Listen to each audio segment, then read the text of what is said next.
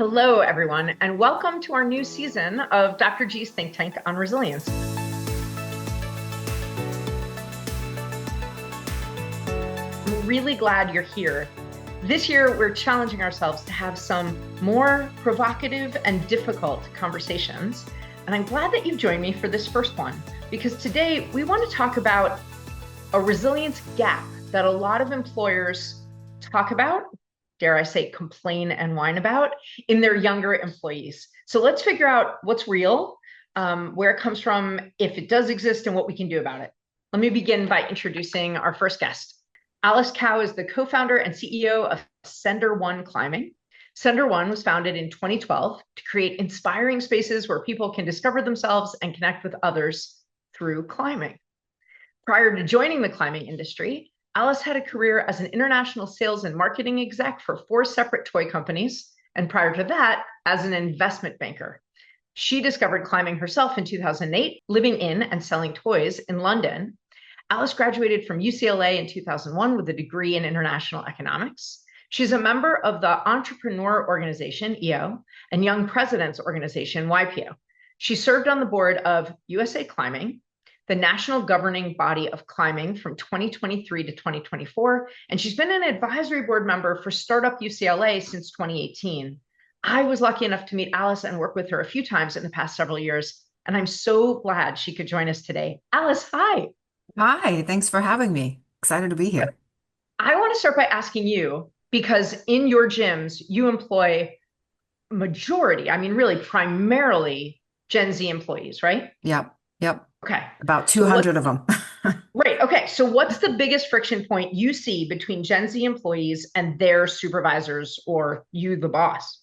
I think it's the expectation of what hard work looks like. That makes sense to me. And Yeah. we're going to dive into what that means and what's reasonable and what isn't and all that stuff. But first, let me introduce you and everyone else who's with us today to our other featured guest. Jonah Craine is a classics and philosophy student at Washington University in St. Louis. He primarily focuses on, Jonah, I'm going to make fun of you, the incredibly Go for it. useful topics of Latin, Roman history. Oh, you are always thinking about the Roman. Roman Okay. Empire. The Roman Empire was from Yeah. Roman Empire. And ethical theory. Previously attending Pomona College, Jonah transferred after rising anti-Semitism and administrative inaction after October 7th. In the summers, he's a camp counselor at Chile, Colorado camps, which is where I had the privilege of meeting him. He hopes to become a teacher and a leader in youth development. And I met Jonah when he himself was a young, not new, but young staff person working with 150 other people of his generation to care for kids younger than themselves at an overnight camp in a really rural, rustic, even dangerous wilderness kind of place for months.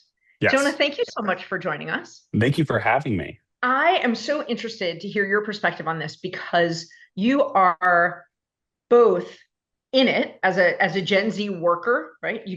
Jonah just yesterday interviewed for Teach for America. So you're obviously saying, even before I would go to grad school or anything else, I want to get in it and be a worker in this space, which as somebody who mentors people your age, I think is really smart. You can see, is it what I think it will be? Will I love it? What direction? What do I want to take it?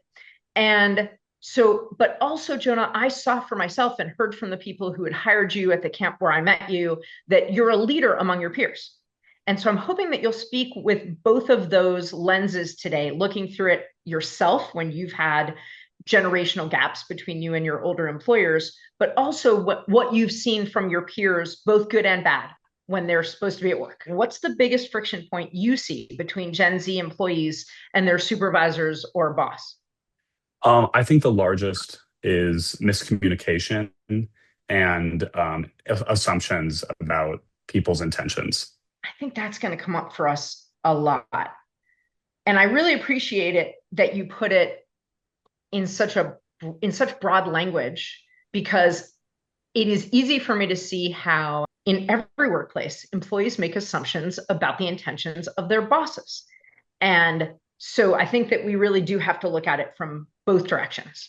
So Jonah, let me start by asking you sort of our central question for today. And that is, and maybe it's two parts. What would you say Gen Z employees need And is it different than what they would say they want, what you would say you want as a generation, to build resilience at work? And if you want, we can break down what does that mean, resilience at work. I'm happy to. But I'm really wondering, I am willing to make the assumption for our conversation that resilience is something people want, that they want work to be successful and less stressful than it currently is, but less stressful rather than more stressful. So what would you say Gen Z needs in order to be more resilient at work? I think the knowledge that we're a team.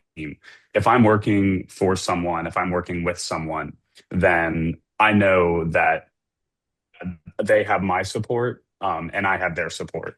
When we're trying to accomplish a goal together, there needs to be an understanding of that goal, and there needs to be a way in which we accomplish it. I've had the pleasure of working with bosses who understand that, who say, Jonah, your work is not up to par, and we need you to do better in this aspect. And here's what I expect.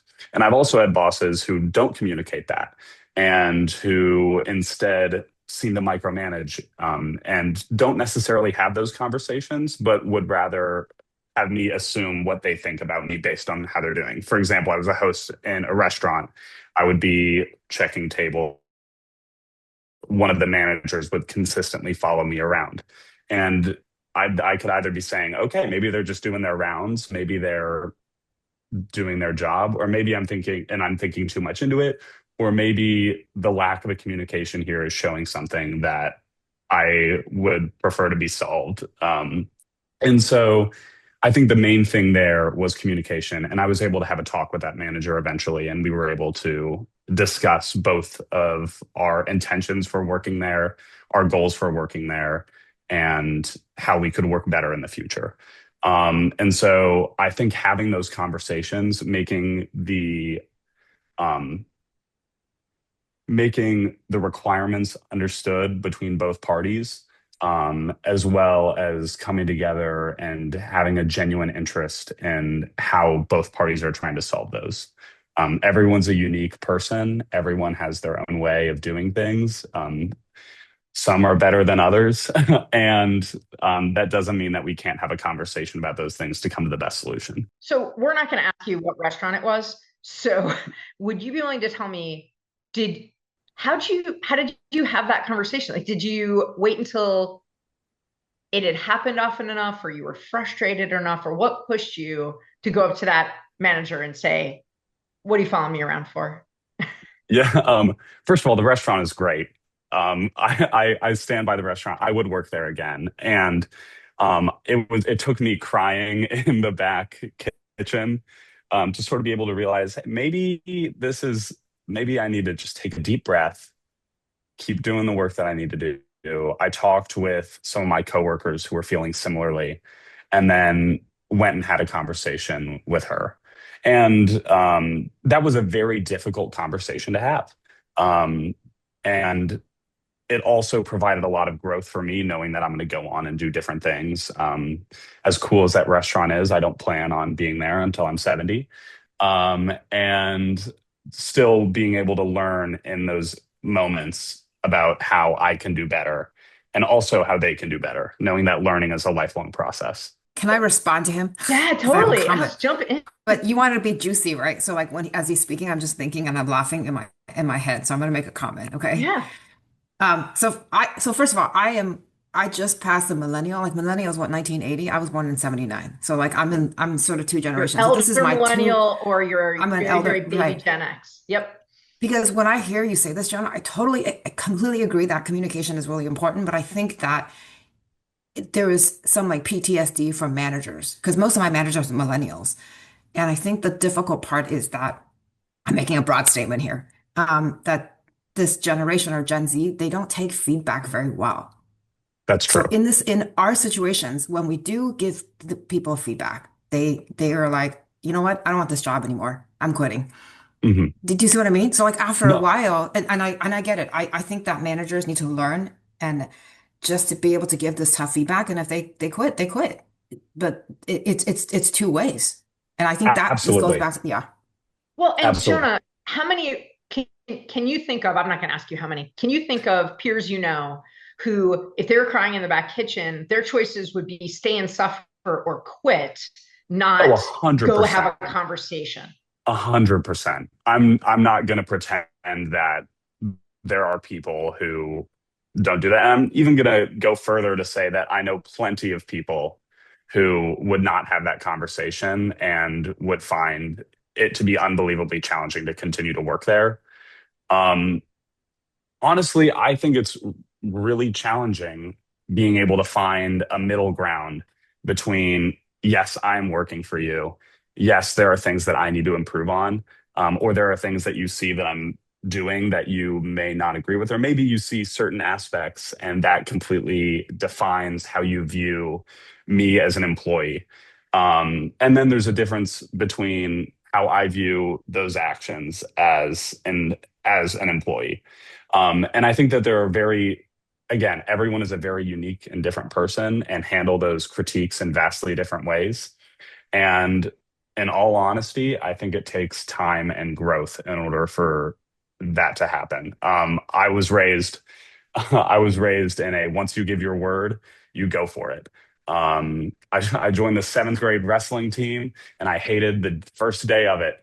First day of it, it was the worst thing. And my dad asked me if I gave my coach my word, and I did. And you sort of have to go from there. There are people that don't have those moments, people that don't have that understanding. And I think that especially for people that are growing up in the workforce, those lessons need to be learned some way, somehow. And we shouldn't have an expectation that people have those coming in. Yeah, I think that's part of it. And I will just stipulate right now, we're speaking in vast generalizations. You don't represent every single person in your, probably in your class, let alone in your generation in the country. I get that. But so, Alice, I think you and I would agree, Jonah showed resilience by going from crying in the kitchen to getting some feedback from other coworkers. So he was like, okay, it's not just me. I'm not being like ridiculous here. Other people feel this way. And then saying, okay, I'm going to go have this conversation. Do you, as a boss, Alice, do you think you have an obligation to do things in as much as you're capable to make the environment more friendly for Jonah to be resilient like that? If he was your employee, are there things that you're trying to do to make him know that that conversation would be welcomed? I do actually, and maybe not employers, all employers agree with me. And you're saying, right, this is not Sure. generalization, but because we employ so many Gen Zers, we really do our best. Because I believe that we have to meet each other halfway, right? So, for example, all of our supervisors and managers do a regular check-in with all of our frontline staff and coaches. And we have, kids that are 16 to 18 years old coaching kids. Like that's how our program work. But I think that what's challenging is we create the space for them to speak up, but they have to speak up, right? They can't come to the meeting and be like, I have nothing to say, or like, you know what, that's too scary. I don't want to have this difficult conversation. How Um, do you create the space? If you're speaking to other business owners who employ people the right. ages you employ, what does that mean in quite literally mean to create the space where people can speak up? Like literally have a weekly, hey, you know what? Let's check in on how you're doing with your job. Like not when you're on work, schedule a 15, 20-minute conversation, sit down and ask what's going well. Tell me what's going well in your job. Tell me what feedback you have. Please give me your feedback. Please tell me how you can improve. Like ask them the questions. So we've been doing this for years and I actually have, and it works, but you know, it's a slight tangent, but maybe this is relevant. I think what I found coming out of COVID, right? There is, um, some of the newer employees that have come on, it's almost like they've used COVID as an excuse. Do you know what I mean? Mhm. And I don't want to dismiss how terrible it was. It was terrible for everybody and working from home and everything. But it's like, you know what? Hey, I graduated from college. I didn't get a chance to go to my graduation. I didn't get a chance to do all these things. So I didn't learn to have all those social skills. So they come to the workplace expecting that we teach that to them. And we do. But I would just like to see them doing some more like lifting. I don't believe in using that as a crutch, I guess. Okay. Jonah, do you hear that from people in your age group, do you think? Yeah, and I agree with that. In all honesty, when I'm handling problems as a camp counselor with 15 to 18-year-olds, I have very similar like issues when we're asking them to do something Suck and it up, there's a butter. challenge. Yeah. Yeah. And so here's how I approach that situation is a look, I'm human. I make mistakes. I make plenty of them. I'm not going to pretend that I'm perfect, and I'm not going to pretend that I know everything. And especially, I'm not going to pretend that I know everything about you or your situation. And that's where you need to come in and help me. We both want to make this work. We both want to help provide the best experience for all parties involved. And in order to make that happen, I need to hear from you because you're a part of this community and your happiness and just makes it better in general.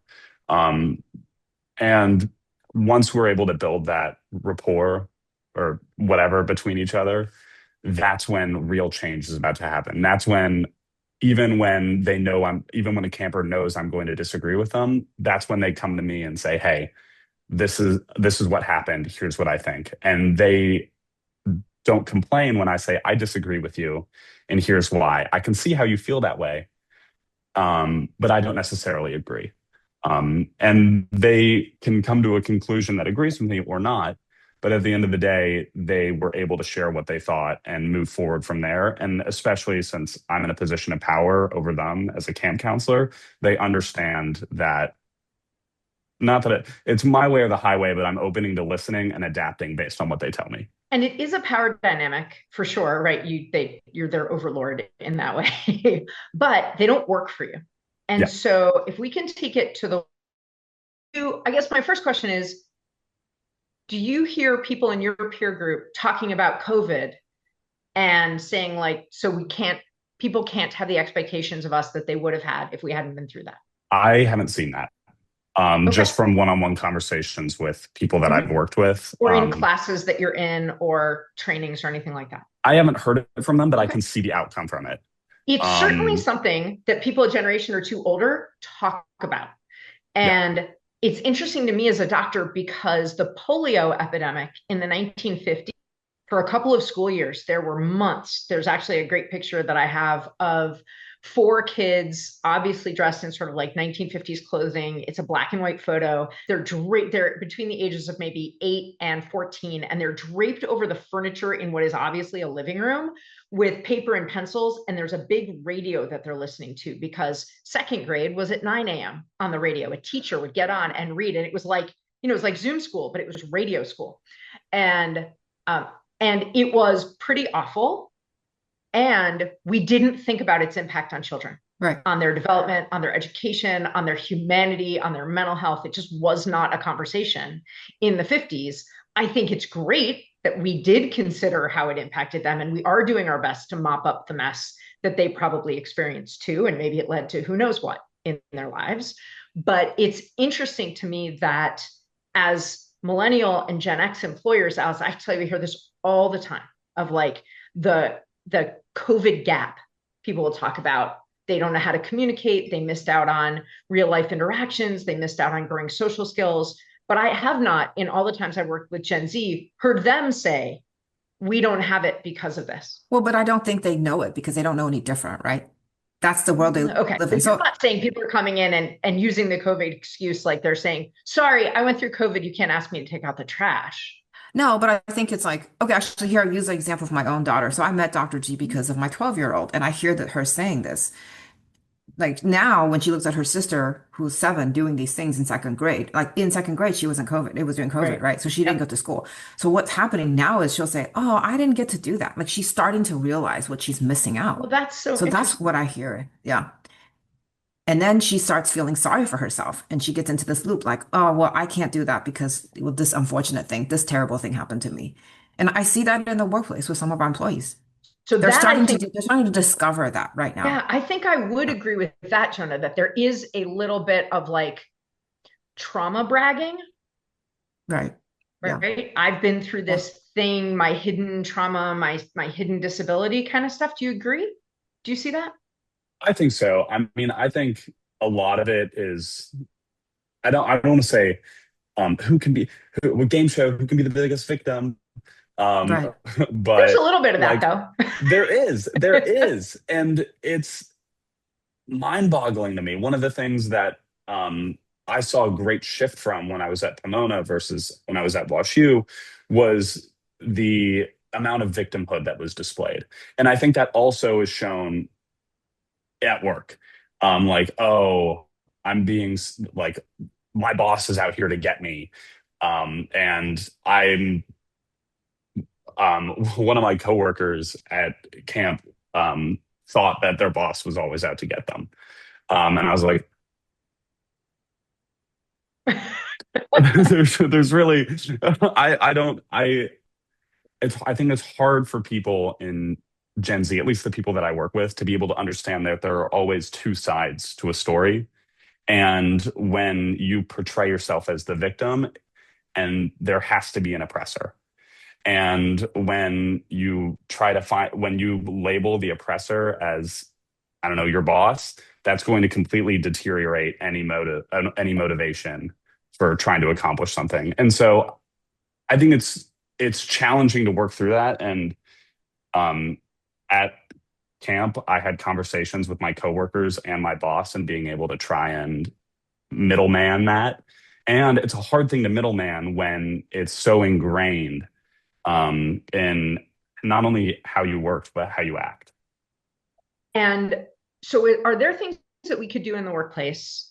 And Joan, I'm going to ask you first, and then you, Alice, to make people feel like it's, because you said something really important, Jonah. You said that you need to know that you're on a team with your employer, right? That you are on a team with a shared goal, even if you might have different ways of getting there, even when there are stumbles along the way, you need to know you're on the same team. And now what you're describing is people end up like, are you team your coworker or team their boss? Yes. And that you have to choose a side. Are there things that we can do in the workplace to help people to decrease the value of choosing sides in that way, and get people to come together? Things that would work, you think, for people who are your age? It seems like saying, hey, we're going to have an ice truck and play cornhole, which was a stereotypical thing to do about 20 years ago for your team building, isn't going to be the thing. Yeah. I might bump it to Alice first if she had a response, because what I'm asking you is, have you seen anything work? And so think about that for a second. Alice, have you tried anything, and with what results? I've tried a lot of things. I've tried a lot of things. Yeah, and so coming out of COVID, let as us you know, learn from your misses as well as your wins. like coming out of COVID, as you know, it was a very tough market for employers. I think it's shifting now. Like recently, we found it a little bit easier to hire because the economy hasn't been great everywhere. So people are a little bit more willing to work hard. I think what we've tried, over and over again, and what has worked for us, not all the time, with not rainbows and butterflies, but is Gen Z is actually the same with millennials. Like they need a purpose. Like work can't be about maximizing how much money you take home anymore. It's really not about the money. The money is important, but they need to understand that what they are doing is making a difference in the world. And it is making a difference to like real humans and creating impact. So like in my business, I teach people how to climb, right? Or I help people discover and connect with climbing. So it's about, hey, how many interactions did you have? Like how many people's lives did you change through climbing? And so to align everybody with this common goal, it's not about the profit that we're making. It's about how many people we are making a difference for. So as long as we can align on the goals, then you're on the same team trying to do the same thing. I agree with Alice on that. I think Yeah. there's nothing I could add to make that any better. But Jonah, you could elucidate it, because when you were working, that I know of, most often with people who are locked into your age group. Yes. You're at an overnight camp where you not only have to keep all these kids safe, you're really trying to change lives. Yeah. And having been in the overnight camp world myself for a long time, I know we talk about that a lot. Are there ways that you've seen, and I think that I know your bosses at Chile, I don't think they'd mind us talking about this, that are more and less effective when Gen Z workers are in the thick of it? You don't get me. This isn't reasonable.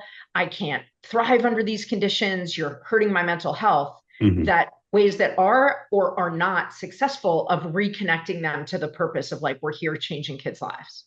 Yeah. I think the primary way they do that is by building community between coworkers. And granted, it's easier when you're sharing living quarters and are in 24/7 communication with each other, and you're able to bond over, hey, this kid did X and that was funny, or hey, my kid did Y. And I think that having that community between my coworkers, in ways where I still get texts from them on the daily today, is a way that has vastly improved my sense of purpose. When I started staff training at Chile, the first thing they did was share their mission statement. And in every single staff training exercise they did, that mission statement was behind. When Dr. G was talking with us, the mission statement was behind her as she was talking, reinforcing the mission, driving a sense of purpose, and having yeah, we are all in this together. And I think that it's more and more challenging now, and especially when you're not living together. And Hey, but wait, I want to interrupt you and ask a question, please. because that says to me that it might be a, I want to pull out one particular piece of that, which is you might replace, Alice, you or someone else in high leadership at Sender One telling a story about the impact that you guys have had on someone, Right. and instead flip it to, we want your stories. So, Jonah, if you're at a staff meeting and they give, this is a very old person reference, a let's go out and win it for the Gipper kind of speech from the head coach, isn't as impactful as saying, I got to hear from one of you guys about a way you made an impact on a kid this week. And somebody who's your age stands up and says, like, this person told me something that they said they've just never felt comfortable telling anybody before. Yeah. And that might not be the same as Alice telling a story about a kid whose life was saved, but it's actually what I'm hearing you say, Jonah, is that peer-to-peer community tied to mission, tied to purpose is more impactful. Is that true? I think so. Everyone's going to have their rough days. Everyone's going to struggle at some point in a job. And even when I was working at that restaurant, the community that I had with my peers, and being able to go and do things outside. But when we were in the workspace, our mission was, okay, we are going to create the best environment and dining atmosphere possible for any guest that walks through our restaurant.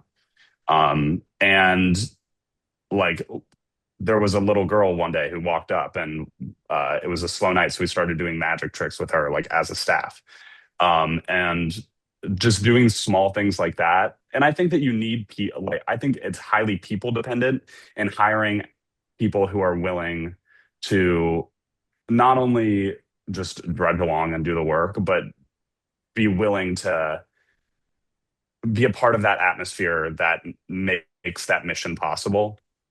And I think that I've been lucky enough to be a part in every job that I've worked, to have an organization where I've had a close community with my coworkers and my boss. Every single job that I've had, I've been so lucky. And I think that I choose jobs that I'm looking for based on the purpose and the community. I'm applying for Teach for America right now. I stand heavily with their purpose of ensuring that every child has access to proper education. And I stand firmly with the community that they're building that supports educators nationwide. And if so you had to get a second job while you were doing Teach for America, would you be much more likely to look for or stay at a job where you could at least buy into the vibe and the mission of the company, even if you're washing dishes? Would you be more absolutely. resilient at work if the people you're washing dishes for cared about their customers, cared about their community, and showed it, than washing dishes for somebody who paid $1 more an hour, but spoke poorly of their community or their customers? Yeah, my brother worked at a Waffle House because of that environment. And he found a lot of fulfillment working at the Waffle House because of that environment. And I think that's a vast difference. And I think, Alice, you said it very, very well. It's about the purpose and it's about the community.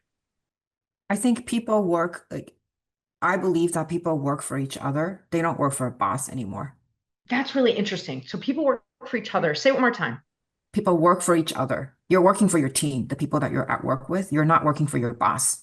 That is a big change. Yeah, And when people feel that they really are, that builds their resilience. They're willing to put up with a lot more if they feel like they're in a squad of people who are working towards a similar goal and wouldn't leave anybody in that group behind. But right. that can also lead to divisions. If any one person in there starts playing the victim Olympics, everybody else in the group feels like they have to go along with that person or they're going to lose their squad. Now, Alice, I mean, I will what say I've heard this a long time ago. Someone said this to me, and I still remember it was like, you don't quit jobs, you quit bosses. So I think it's really important to have a good manager to lead the team. But on the day-to-day basis, right, you're working in shifts with each yeah. other, whether it's at the Waffle House, at the camp. Like you're spending more time with your coworkers than you are with your manager. So, Alice, what do you do in your business, in your company to help teams create community I or mean, I think cohesion, maybe is a better way to put we're it? in a unique situation, right? Because I'm in a fitness slash community building business. So most of my employees, they come and work here because they're passionate about climbing. So they work an 8 hour shift and then they actually stay here all night to climb. So there's already a built-in sense of community because they work here because they like it. So the other thing I was thinking when Jonah was talking is not only do I employ a bunch of Gen Zs, like my customers are also Gen Z. And there's this expectation that like customers have on businesses too, that is like very interesting. I just don't like I scratch my head on like why is the world how did the world change? So I think there's an expectation that the companies and the businesses that you support, they have to uh you have to believe in what they stand for, which I think is really important. And I agree, like, we need to come out and say this is what we stand for, right? Whether it's the environment or et cetera, et cetera. But even things that are very political, like very divisive, people are expecting you to take a stand. This And is and last actually year in something we're going particular, to deal with yeah, in another episode because it's become yeah, such a big issue.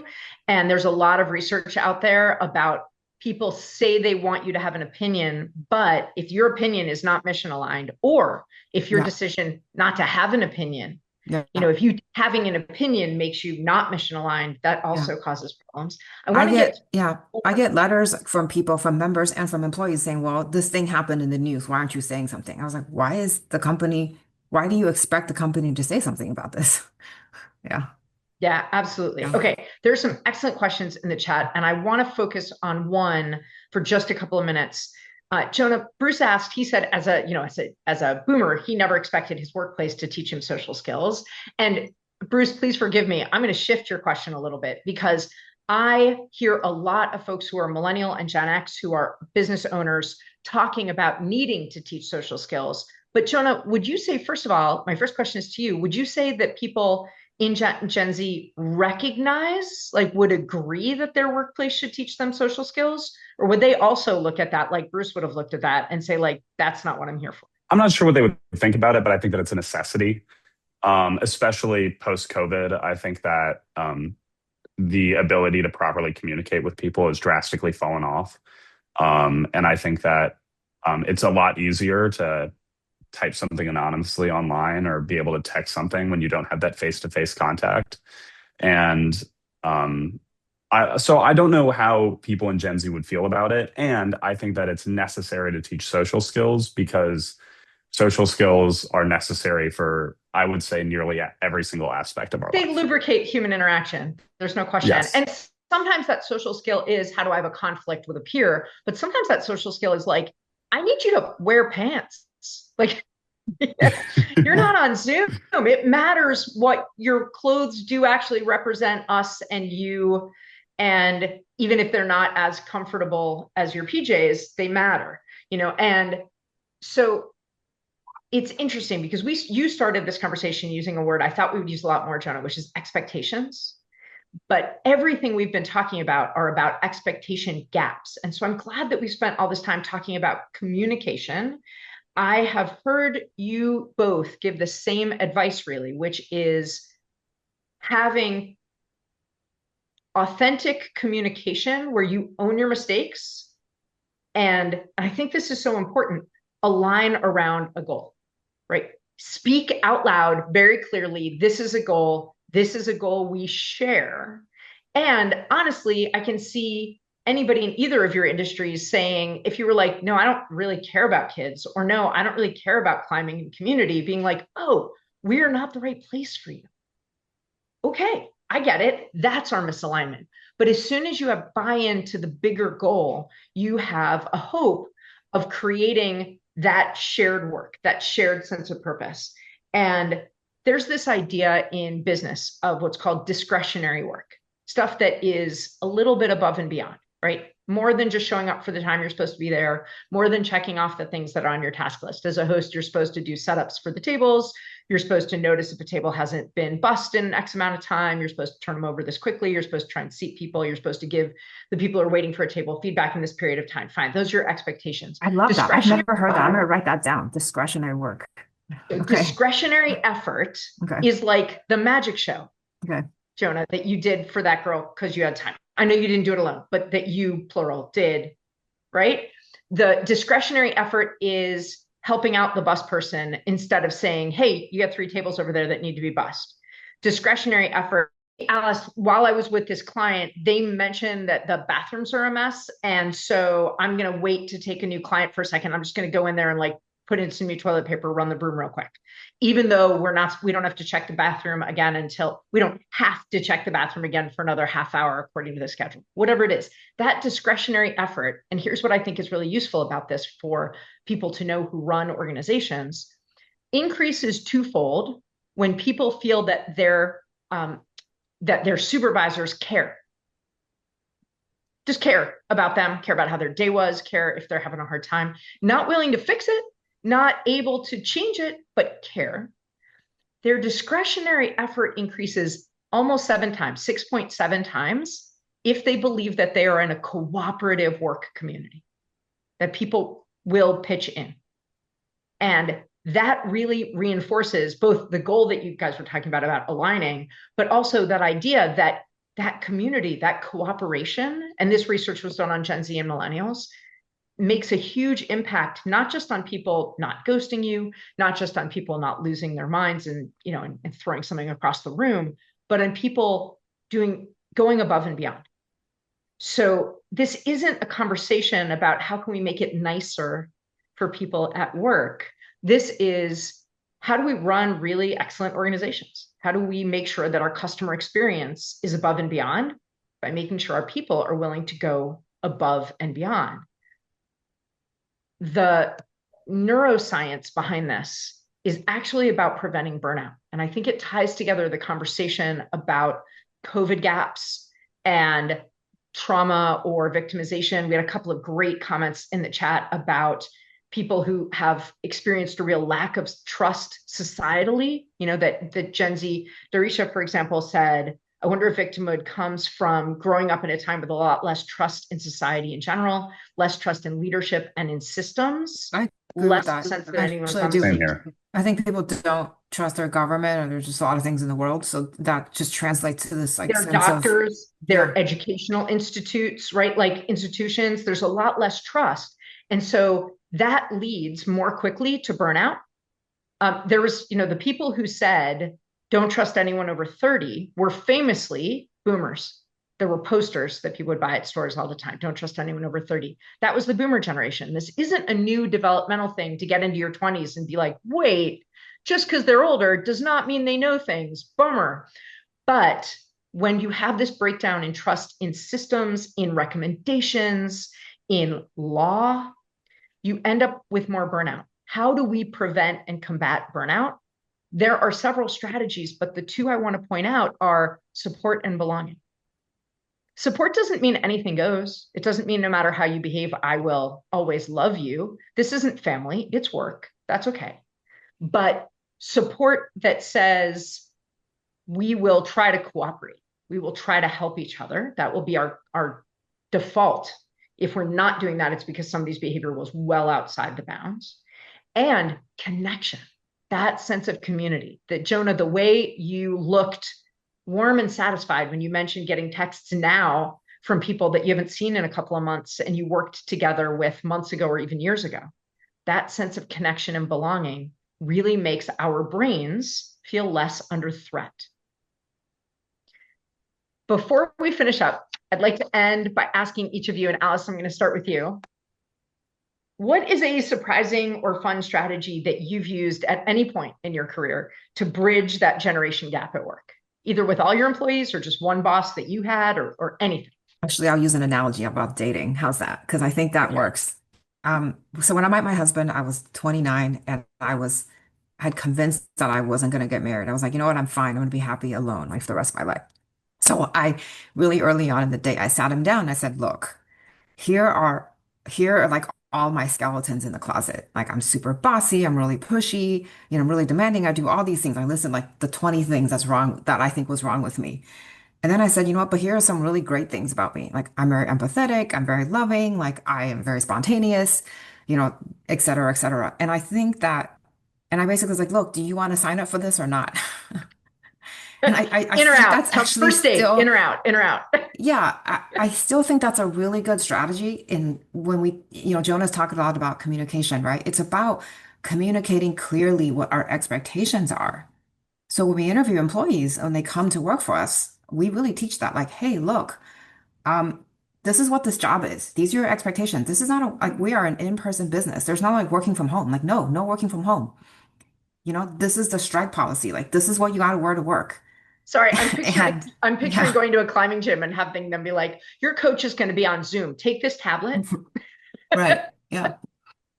But here's what we got to offer. Here's a great community. Here's some great people. We're a company that cares about you. We give you these benefits. But like, just tell me if you want to be here or not, because I'm not forcing you to work at this job. And I also think we try really hard, even like this week, we had a manager who didn't work out. And when people leave, we like wish them the best. We tell them, hey, you know what? Maybe this is not a great fit. Like I believe that work is about finding a good fit. So if it doesn't work for you here, there's nothing, doesn't mean that it doesn't mean anything is wrong with you or there's something you're not qualified or whatever. It just doesn't mean it just means this is not the right place for you at this time. And we will always like help you, give you a reference for another job, or as long as we leave on good terms, I think it's important to maintain that relationship. I really appreciate Yeah. that. All right, Jonah, do you have a fun strategy that you've seen work successfully to try and bridge this gap? Yeah, I was an intern at a grassroots political campaign called We Are Rising in Oklahoma. And I had one boss, and it was just us two working together all the time. And we're both fairly different people. I mean, she's a single mother, and I was going out of my first year of college. And what we did was we would have time within our work schedule where we would get things done. We would push, we would absolutely pedal the metal, make sure that anything that we needed to get done was done. We both knew our strengths, we both knew our weaknesses, and we worked with each other to accomplish whatever we needed to accomplish. And afterwards, and again, this is easier when you're having a boss and an intern one on one, but we would go to Waffle House is coming up a lot. We would go to Waffle House together and just have like a talk about life and to talk about what this company and what this campaign meant to both of us. Which again is going to be very different when you're working in an organization with a vast number of people. Alice said that she employs over 200 Gen Z people. If you have the time to go to Waffle House with 200 people, Alice, I'd be questioning your schedule. But I think that being able to have those conversations and be like, yeah, we're both in kind of a mediocre restaurant right now, just talking. Being able to have that communication in sort of an out of work environment was really beneficial. And again, that's not going to work for everyone and every layout, but that's what I found to be very beneficial in the work that I do. I think that's excellent. I'm going to end with a strategy that I learned from somebody who was a supervisor of mine when I was in my residency. He was in charge of me and my team over a holiday break. So we were spending a ton of time in the hospital. He was two generations, and it seemed to us, like a whole different kind of medicine removed from us. So when we finished rounding on a really long holiday day in the hospital, he's like, hey, whoever wants to come to the cafeteria, I'm buying lunch. Well, all you have to do is say free food to people who are on that salary. We're all there. We sit down and he's like, okay, there's a cost to you for lunch though. And we're all like, uh-oh, he's going to, make us give like academic presentations or whatever. And he said, I want each of you to answer this question. what do you wish I knew? Can be on any topic. It's like, I don't care. I'm not going to like give you my own opinion on it. I just want to know, what do you wish I knew? And it was such a delightful way to be invited across that generational divide. And people got more brave. The first couple of people were like, I don't know, have you ever heard of an MP3 player? Which places you in my timing. But people got more and more brave and bold. And it ended up creating the best, that kind of holiday team I'd ever worked on. So I think there are a lot of ways to do this. Thank you both for your time. I really appreciate this conversation. There are things we'll dive deeper into in the coming months. I hope everybody will stick around. Next month, we're going to tackle a really different, but just as timely issue about resilience, and that is about regulatory change. Almost 60% of businesses and industries are dealing with regulatory changes that are causing them to have to shift how they work, where they work, when they work, what they sell, who they sell to. It's causing a lot of struggles, and we want to talk about how to be resilient in the face of that. Thank you, Jonah and Alice, and thank you everybody who's with us live and everybody who's watching afterwards online. We're really, really glad to have these conversations. Take care.